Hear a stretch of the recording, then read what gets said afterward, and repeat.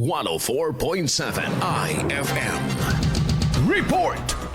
Tututukan ngayon ng lokal na pamahalaan ng Dagupan ang kapakanan at kalusugan ng mga bata at ina alinsunod sa adhikaing makamit ang zero mortality rate sa lungsod. Alinsunod dito, mas palalakasin pa ang mga serbisyong ilalaan para sa mga ina at sanggol sa koordinasyon, partikular ng mga midwives at barangay health workers sa lahat ng 31 barangay. Nauna ng pinulong ng alkalde ang mga BHWs upang ilatag at talakayin ang mga isa sa gawa kaugnay nito. Kabilang sa inaasang paigtingin ngayon ay ang regular monitoring sa mga buntis at ang nakatakdang implementasyon ng postpartum check-ups at monitoring. Susuporta rin sa programa sakaling matapos na ang konstruksyon ng Mother and Child Hospital na aalalay sa mga kinakailangang serbisyong medikal ng mga ina at bata. Samantala, kasama rin sa pinapalakas pang programa ngayon ay ang Unaon Sumairap Bilay o mga programa sa mga mahihirap sa Dagupan City. Mula rito sa IFM Dagupan, ito si Idol Ron Rakatatak, IFM.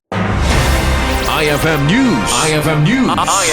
IFM News.